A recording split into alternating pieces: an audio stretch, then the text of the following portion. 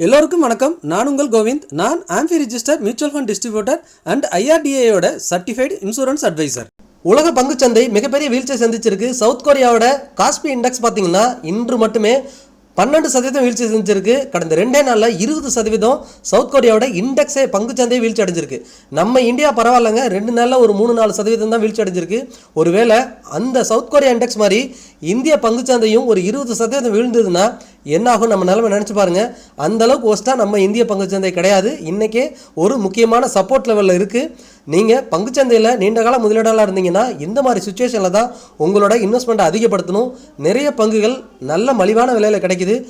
ஒரு வேளை உங்கள்கிட்ட ஆவரேஜ் பண்ணுறதுக்கோ இல்லை இன்வெஸ்ட் பண்ணுறதுக்கோ பணம் இல்லைன்னா அக்கௌண்ட்டை க்ளோஸ் பண்ணிட்டு ஒரு ஐடியலாக ஒரு 4 நாளைக்கு அக்கௌண்ட்டை பார்க்காதீங்க.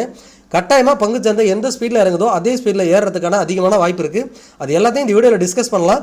மிஸ் பண்ணாமல் பாருங்கள்.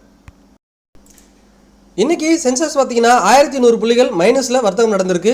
78,800 ஓப்பன் ஆகிட்டு அங்கேருந்து 79,600 வரைக்கும் போனது.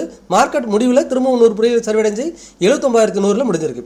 Tata steel, L and T, Bajaj finance group and UltraTech cement, NTPC இவங்கெல்லாம் தலா 7% 3% வரைக்கும் குறைஞ்சிருக்கிறாங்க. பாரதி ஏர்டெல், இன்ஃபோசிஸ், டெக் மஹிந்திரா இந்த 3 பங்குகள் தான் சென்செக்ஸில் இன்றைக்கி ப்ளஸில் முடிவடைஞ்சது. நிஃப்டி 50ல் பார்த்தீங்கன்னா பாரதி ஏர்டெல், கோல் இண்டியா, இன்ஃபோசிஸ், டெக் மஹிந்திரா இந்த பங்குகள் மட்டும்தான் ப்ளஸ். நிஃப்டி 50ல் மைனஸில் பார்த்தீங்கன்னா அதிகபட்சம் 7%லேருந்து 2.5% வரைக்கும் எல்லா பங்குகளும் மைனஸில் தான் இன்றைக்கி முடிவடைஞ்சிருக்கு. நிஃப்டி ஓப்பன் ஆனது 24,388 ஓப்பன் ஆகிட்டு 24,300 வரைக்கும் போயிட்டு அங்கேருந்து மார்க்கெட் ரெக்கவர் ஆகிட்டு 24,600 வரைக்கும் போனது. திரும்ப முடிவில் 150 புள்ளிகள் குறைஞ்சு 24,480 முடிவடைஞ்சிருக்கு.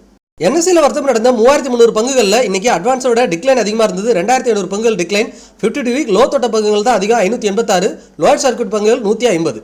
செக்டார் வைஸ் பார்த்தீங்கன்னா நிஃப்டி ஐடி மட்டும்தான் இன்னைக்கு நியூட்ரலாக முடிஞ்சிருக்கு. Otherwise reality, BSc bank, pharma, metal, media இவங்கெல்லாம் தலா 3% வரைக்கும் இறங்கியிருக்கிறாங்க. ஆட்டோ, பேங்கிங் மட்டும் ஒரு 2.5% வரைக்கும் இறங்கியிருக்குது. அதிகபட்சமாக எல்லா செக்டாருமே 2% மினிமம் இறங்கி தான் முடிச்சிருக்காங்க. சவுத் கொரியாவோட பங்குச்சந்தை குறியீட்டு என்னென்ன காஸ்பி பார்த்தீங்கன்னா 2 நாளில் 20% வரைக்கும் இன்றைக்கி ஃபால் ஆகிருக்கு. ஒரு நாள்லேயே இன்றைக்கி 12% வீழ்ச்சி அடைஞ்சிருக்கு. ஒரு கட்டத்தில் லோயர் ஃப்ரீஸ் ஆகி மார்க்கெட்டையே வர்த்தகம் நடக்காமல் நிறுத்தி வச்சுருந்துருக்காங்கன்னே சொல்லலாம். ஸோ அந்த அளவுக்கு நம்ம பங்குச்சந்தை இல்லை, ஓரளவுக்கு பெட்டராகவே இருக்குன்னு சொல்லலாம். சவுத் கொரியாவெல்லாம் கம்பேர் பண்ணும்போது நிஃப்டி இன்றைக்கி 1.5% தான் வீழ்ச்சி அடைஞ்சிருக்கு. சவுத் கொரியாலாம் 12% வர்த்தகத்தையே நிப்பாட்டிட்டாங்க. அதனால் எந்த அளவுக்கு இருக்குன்னு பார்த்துக்கோங்க. நம்மளோட பங்குச்சந்தையில் நிஃப்டி 50 இன்றைக்கி பார்த்தீங்கன்னா 24,300 நம்ம எதிர்பார்த்த அந்த வால்வா சாவா அப்படிங்கிற பாயிண்ட்டுக்கு வந்துருச்சு.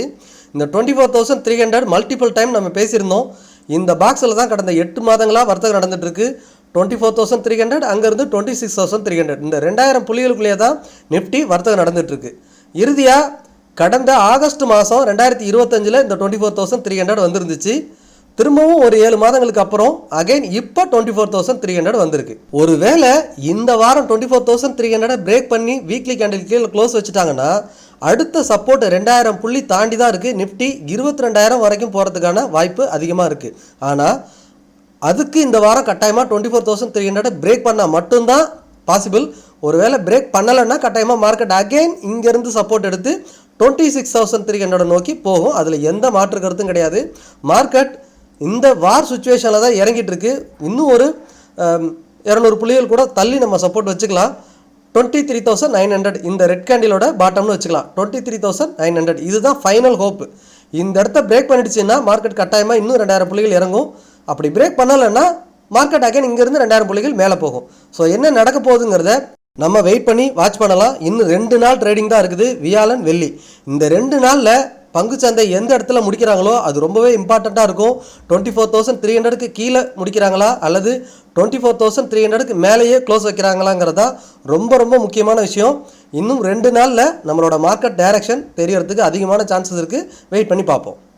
முதலீடு செய்வதற்கு முன் உங்களோட ஃப்ரெண்ட்ஸ் அண்ட் அட்வைசரை கட்டாயமாக டிஸ்கஸ் பண்ண மறந்துடாதீங்க.